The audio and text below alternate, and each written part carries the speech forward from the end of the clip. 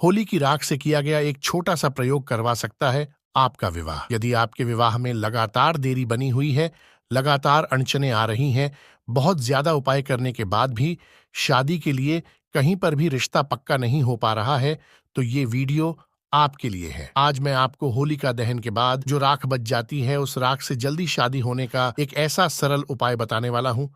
यदि ये उपाय देंगे तो आपके विवाह में आ रही बड़ी से बड़ी अड़चन तत्काल दूर हो जाएगी और जल्द से जल्द विवाह होने के प्रबल योग बनेगा। ये उपाय यदि बच्चे खुद करें तो बहुत अच्छी बात है, लेकिन किसी कारणवश यदि बच्चे नहीं कर पाते हैं तो ऐसी स्थिति में माता पिता भी अपने बच्चों की शादी के लिए ये उपाय कर सकते हैं। उपाय बताऊं इससे पहले आपसे निवेदन करना चाहूंगा, यदि आप चैनल पर नए हैं तो मुझसे लगातार जुड़े रहने के लिए अभी इस चैनल को सब्सक्राइब कर लीजिए। तो साथियों, यदि बच्चों की उम्र लगातार निकलती जा रही है तो अब आपको चिंता करने की आवश्यकता नहीं है। जो उपाय मैं आपको बताने वाला हूं, आप इसको ध्यान से सुन लीजिए और समझ लीजिए। इस प्रयोग विधि में आपको करना क्या होगा। तो होलिका दहन के अगले दिन आपको सुबह जल्दी उठना है और स्नान आदि से निवृत्त होकर के वहां चले जाना है जहां पर होलिका दहन हुआ था। वहां पहुंचने के बाद आपको अपने हाथों को जोड़कर परमपिता परमेश्वर का ध्यान करना है। उसके बाद आपको होलिका दहन की जो राख है वो वहां से लेनी है और अपने घर चले आना है। अब इस राख से आपको प्रयोग विधि करनी है, तो साथियों ये उपाय आपको करना कब है? तो होलिका दहन के बाद।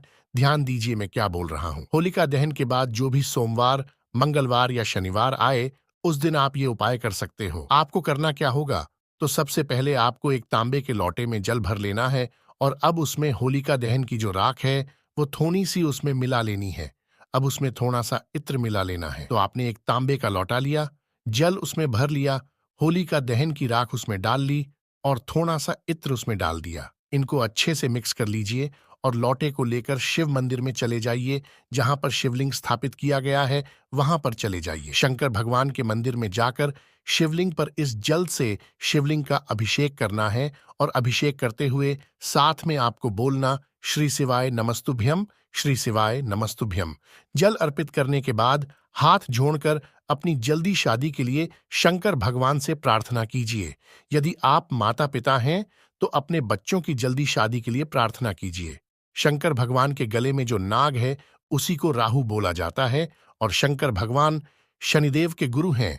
तो ये उपाय करने से 4 से 5 ग्रह शांत हो जाते हैं। साथियों, जब मैं लोगों की जन्म कुंडलियां देखता हूं तो अक्सर विवाह में विलंब होने का जो मुख्य कारण बनता है वो शनि, राहु, केतु, मंगल यही ग्रह बनते हैं और ये उपाय करने से ये ग्रह शांत हो जाते हैं। तो ये उपाय आप करते हो तो जन्म कुंडली में जो सप्तम भाव पीड़ित है वो ठीक हो जाएगा और जल्द से जल्द विवाह होने का एक प्रबल योग बन जाएगा। बिल्कुल आसान सा उपाय है।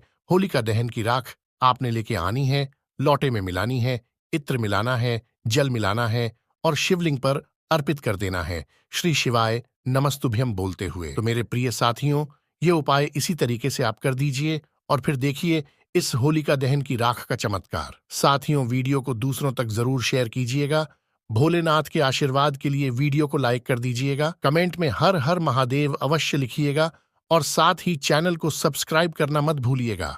मिलते हैं अगली वीडियो में एक और नए समाधान के साथ। ओम नमः शिवाय।